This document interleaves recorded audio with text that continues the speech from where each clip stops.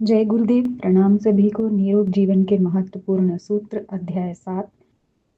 Last topic में हमने पढ़ा था कि साग भाजी के उत्पादन को कैसे बढ़ा सकते हैं, संगठन बना के उस कार्य को किया जा सकता है, सहकारी समितियां बनाई जा सकती हैं, समाचार पत्रों में विज्ञापन दिया जा सकता है, और कैसे हम बीज बनाएं, कैसे उन्हें रोपें, कुओं के आसपास भी हम लगा सकते हैं, आसानी से पौधे उगाएंगे। तो हमने विभिन्न प्रकार की तरकीबें जानी और कैसे हम उसको प्रोत्साहन प्रदान कर सकते हैं, इस बारे में जाना था। आइए इसी श्रृंखला में आगे बढ़ते हैं। बीजों का वितरण। गांव के अनपढ़ किसानों को यह भी पता नहीं चल पाता कि शहर में बीज भंडार कहाँ और शाक सब्जियों के अनेक तरह के बीज कहाँ से मिल सकते हैं। समय के अभाव में ऐसा कर भी नहीं सकते कि शहर जाएं और पता लगाकर बीज ले आएं। यह कार्य समितियों, शाखाओं तथा स्वेच्छा संगठनों को करना चाहिए। काफ़ी मात्रा में भिंडी, तोरई, लौकी, ककड़ी, तरबूज, आलू, कद्दू, सेम, मटर आदि के बीज लाकर उन्हें कागज या कपड़े की छोटी छोटी थैलियों में तौलकर हिफाजत से रख लिए जाएं।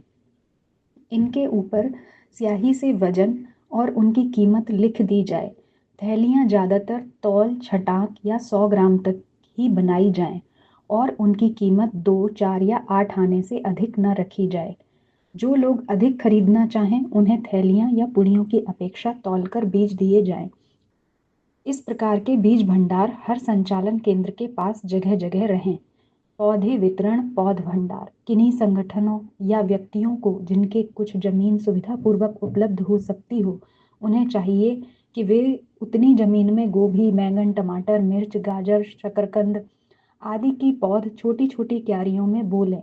फसल का समय आने पर लागत से थोड़ा अधिक दाम लेकर किसानों को बेच देनी चाहिए। जिन लोगों के घरों के सामने छोटी छोटी क्यारियां बन सकती हों, उन्हें भी इन पौध भंडारों से पौध खरीदकर सब्जी पैदा करने की प्रेरणा देनी चाहिए। बड़े किसान और माली। यदि समितियों के पास ऐसी गुंजाइश न हो तो वे इसके लिए बड़े किसानों और मालियों को भी प्रोत्साहन देकर पौध की आवश्यकता को पूरा कर सकते हैं। साथ ही उन्हें अपनी जमीन के एक निश्चित हिस्से में नियमित रूप से शाक भाजी की बड़ी फसल पैदा करने की प्रेरणा देनी चाहिए। युग निर्माण योजना की शाखाओं के अंतर्गत कुछ ऐसे प्रेरणादायक कार्य भी हैं और हो भी रहे हैं। कुछ उदाहरण देखिए। बल्लभपुर के चौधरी दीनानाथ सिंह पिछले 10 वर्षों से कृषि कर रहे हैं। उनकी लंबी खेती है, तो भी जितना अधिक आय उन्हें 2 वर्षों से हो रही है, उतनी पहले कभी नहीं हुई।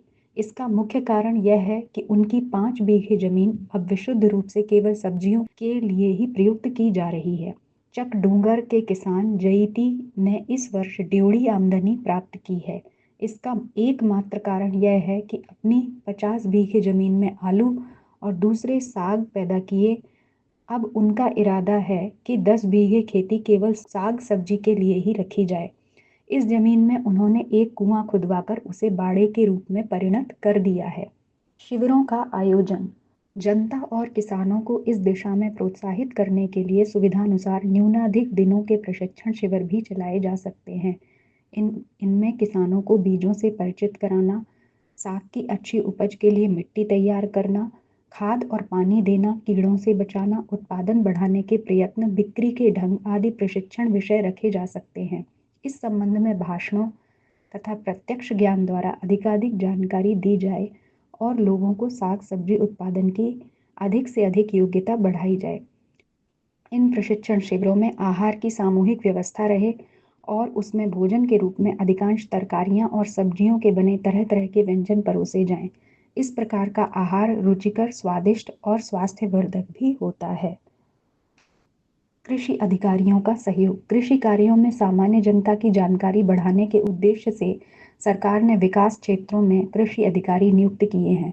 इनका सहयोग लेकर साग सब्जी के संबंध में लोगों को समितियां और जानकारी दिलाई जा सकती है।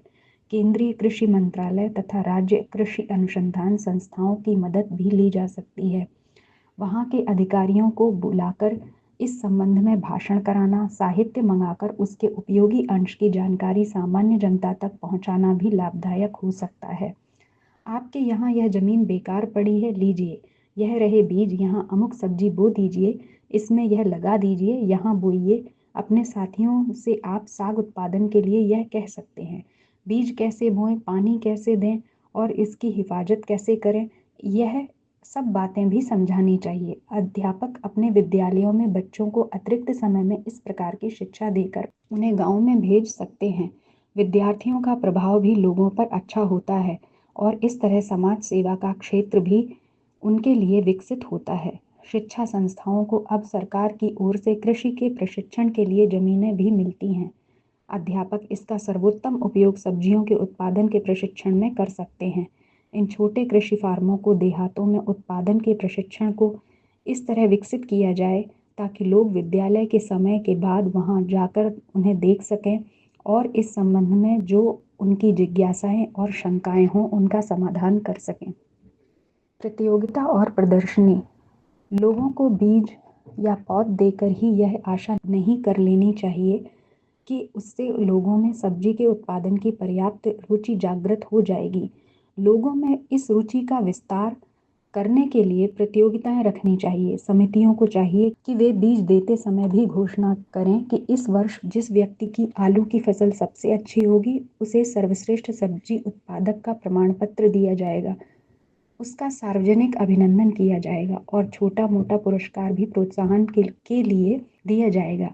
यदि कुछ प्रभावशाली व्यक्तियों या पंचायतों का सहयोग मिल सके तो बड़े स्तर पर प्रतियोगिताएं रखी जा सकती हैं और उनमें बड़े इनाम की भी व्यवस्था की जा सकती है। इन प्रतियोगिताओं का निर्णय प्रदर्शनियों के रूप में किया जाए। वर्ष में 1 या 2 बार कई गांव अथवा विकास क्षेत्रों के अंतर्गत प्रदर्शनियों के आयोजन हों।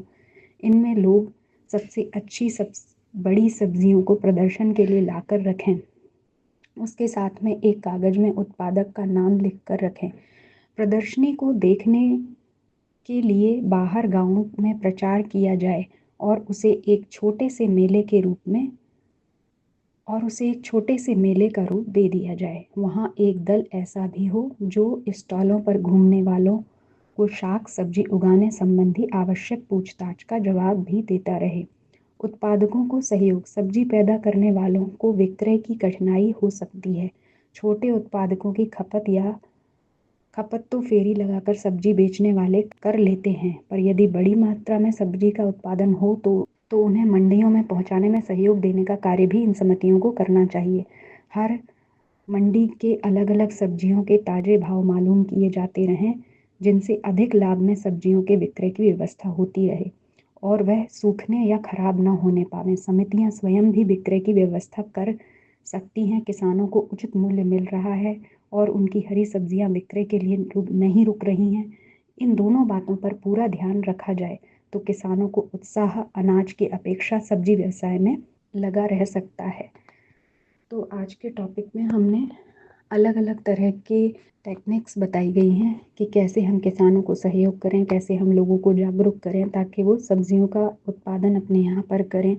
फिर कुछ आंकड़े भी दिए गए कि जिनके माध्यम से बताया गया कि जिन लोगों ने सब्जियों का उत्पादन किया उनकी जो बढ़ोतरी हो गई उनकी इनकम में। प्रदर्शनियाँ लगा सकते हैं, प्रतियोगिताएं कर सकते हैं और जो लोग सब्जियां उगाना चाहते हैं उनको सहयोग दे सकते हैं, अपने मित्रों को प्रोत्साहित कर सकते हैं, उनको बीज दे सकते हैं।